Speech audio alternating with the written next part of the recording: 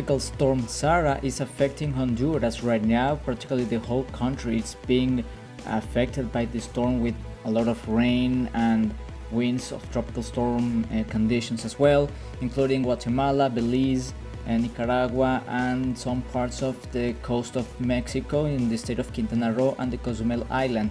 So the storm it's quite big as well. It's quite broad. The circulation is really big as well, which also makes the storm quite difficult to intensify due to land interaction and how broad the circulation is right now. Pretty disorganized, but right now position at 16.2 degrees north, 86.3 degrees west. It's a tropical storm and expected to maintain that intensity until a second landfall, possibly at Belize on the next days. Right now the current status of the storm, Sara has sustained winds of 50 miles per hour with a pressure of 997 millibars, and right now it's a stationary storm. It's not moving right now, so we are not going to expect that motion for a long time. So we are expecting that Sara will start to move to the west again, and then moving towards Belize, where it's going to make landfall, possibly with that intensity or slightly stronger. This is latest at 22 hours local time in Honduras, 4 hours in the Universal Central Time, on November 15th in the local time of Honduras.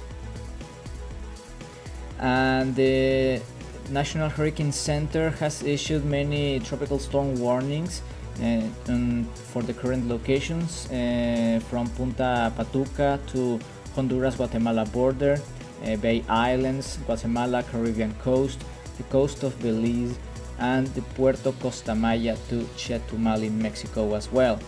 And the distances from different locations, Sara practically it's over the Bay Islands of Honduras, only 13 miles to the southeast, at least the main center of the storm. But of course the circulation is pretty big, so practically the stronger winds are there, or at least the center of the storm, it's practically over there. And it's also 43 miles to the northeast of La Ceiba as well in Honduras, and 179 miles to the east southeast of Belmopan on Belize, which is the capital of the city, so the capital of the country, excuse me.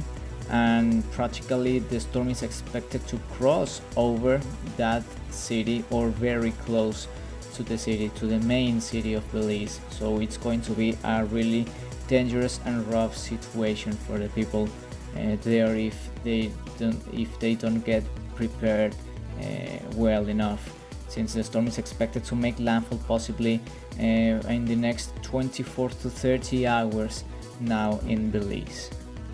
Also expecting a dissipation practically over Mexico, or practically when it re-emerges to ocean, in that case in the Gulf of Mexico, but without any chance of regeneration. And the wind shear levels, as you can see, it's extremely low. Practically there's no wind shear on Sara's path and on its current location. So we are expecting some good conditions for Sara to maintain tropical storm status and to possibly intensify a little bit. Of course, it's a pretty disorganized system and the circulation is extremely big as well. So the land interaction it's preventing the storm to intensify, as well as how disorganized the storm is, despite the sea surface temperatures that are over 30 degrees Celsius in the Caribbean Sea. And the radar imagery, as you can see, plenty of rain practically in the whole country of Honduras, as well in the coast of Belize, in southern Mexico as well. A lot of rain in El Salvador, in Nicaragua as well. It's a lot of rain in many countries. Sara is a pretty big system, excuse me again, and bringing a lot of effects and tropical storm effects on those locations right now. And the GFS model prediction, as you can see, it's expected to move pretty slow over the next hours and dissipate quickly over Mexico, and then its remnants are going to be merged or absorbed by a cold front, and pretty severe weather is expected for the states of Louisiana, Mississippi, Alabama, and Florida as well, possibly by the start of the next week. So those states in the United States, of course, should take note of that and should take all the precautions, because it could possibly bring some tornadoes and severe weather in effect on those locations as well, after Sara officially dissipates as a tropical cyclone. And about the multimodal diagnostics, practically the models are predicting that Sara will maintain its intensity. It's also a possibility that will slightly strengthen into a 60 miles per hour sustained winds tropical storm, but not expected to reach hurricane status, fortunately, and then quickly dissipating on the next 36 to 48 hours. And then the wind shear levels expected to remain low, so there's no issues for Sara to prevent to become a more stronger system, or at least to maintain its strength. And the sea surface temperatures, as we saw, 29 to 30 Celsius. The humidity is also extremely high, over 80%, so all the conditions right now for Sara are fairly favorable to actually prompt a rapid intensification. But of course, the storm is pretty close to land, the storm is pretty disorganized, it has a pretty big circulation as well, which also prevents the storm to consolidate as well, which in a certain way it's good news.